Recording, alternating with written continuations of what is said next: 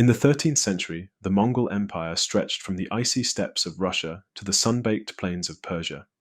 Their armies were unstoppable, their reputation terrifying. Cities that resisted were erased. Nations that defied them were devoured.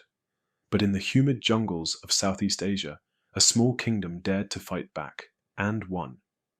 This is the story of how Vietnam crushed Kublai Khan's Mongol war machine. By the time Kublai Khan, grandson of Genghis, rose to power in 1260, the Mongols had already conquered China, shattered the Islamic Caliphate, and subjugated Korea. Their tactics were brutal, innovative, and relentless. Horse archers that moved like storms, siege engines that crumpled walls, and psychological warfare that broke nations before battles even began. But Kublai had a problem. To truly claim the mandate of heaven, he needed the submission of all lands under the sky, including Jai Viet, the kingdom we now call Vietnam. The Vietnamese, however, had no intention of bowing. What followed wasn't just a war, it was a clash of empires, a test of strategy, and a lesson in how even the mightiest war machine can be broken by resilience, ingenuity, and the unforgiving land itself.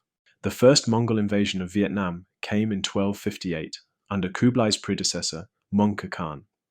A force of 30,000 horsemen swept south, expecting an easy victory. But Vietnam was ready. The Tran dynasty, led by the young king Tran Thai Tong, knew they couldn't match the Mongols head-on. Instead, they abandoned their capital, Thung Long, modern Hanoi, luring the invaders into a trap. The Mongols entered a ghost city. No food, no treasure, just smoldering ruins. The Vietnamese had burned their own homes in a scorched earth strategy. Then, as the Mongols grew desperate, Vietnamese guerrillas struck. Arrows from bamboo thickets, ambushes in flooded rice paddies, poisoned wells. Within months, the Mongols retreated, decimated by disease, starvation, and a land that fought back at every step. The climate is vile, the heat melts armor, the rivers choke with corpses, and the very air is poison. For the first time, the Mongols tasted defeat, but this was only a prelude. Kublai Khan wouldn't tolerate defiance. In 1285, he launched a second invasion, bigger, angrier, and deadlier. Over 100,000 troops marched south, supported by a naval fleet. Their goal, crush Vietnam's spirit once and for all. But the Vietnamese had a new hero, General Tran Hung Jao. A military genius, he understood the Mongols' weaknesses. In a letter to his troops, he wrote, "The enemy relies on numbers and strength. We rely on the land and the people." And so, the Vietnamese repeated their strategy, but perfected it. Cities were evacuated, crops burned. The Mongols, again, found nothing but emptiness. Meanwhile, Tran's forces harassed them relentlessly.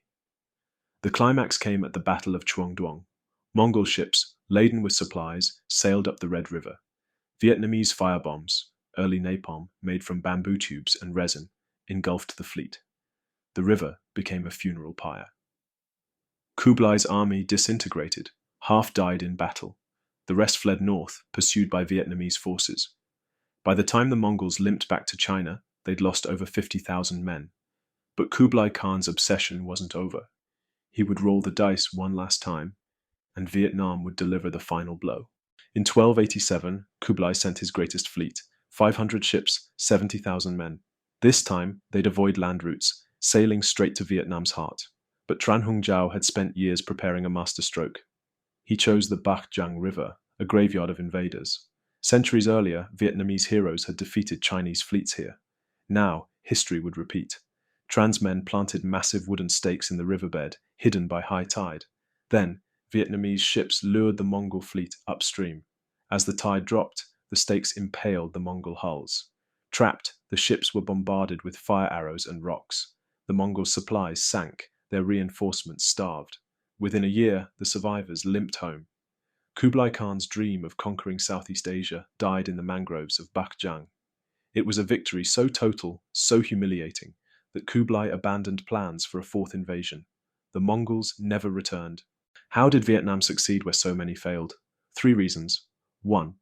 Guerrilla warfare. The Vietnamese refused to fight the Mongols' way. No grand battles, just hit-and-run attacks, blending into villages and turning the terrain into a weapon. 2nd, unity. While other nations fractured under Mongol pressure, Vietnam's Tran dynasty rallied peasants, nobles, and even Buddhist monks. As one chronicle put it, The emperor and the beggar ate from the same bowl. 3. Adaptation. The Vietnamese didn't just resist, they innovated. Every Mongol weakness, dependence on supply lines, unfamiliarity with tropics, was exploited. Meanwhile, Vietnamese generals like Tran Hung Giao studied their enemy, evolving tactics each invasion. Vietnam's victory wasn't just military, it was cultural. The Tran dynasty's defiance became the soul of Vietnamese identity.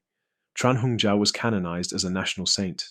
His writings, like the Essay on Military Strategy, are still taught in schools. For the Mongols, the defeat was a crack in their aura of invincibility. Within decades, their empire fragmented. Kublai's successors wasted resources on failed invasions of Japan and Java, while rebellions erupted in China. But perhaps the greatest lesson is timeless. Victory doesn't always go to the strong, but to those who know their land, their people, and their enemy. Centuries later, Vietnam's resistance to the Mongols echoes in its struggles against colonial powers and modern empires. It's a reminder that history isn't written by the powerful alone, but by the resilient, the clever, and the unyielding.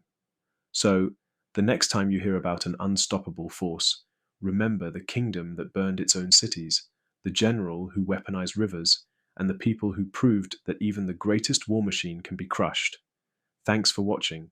Please like, share, and subscribe for more.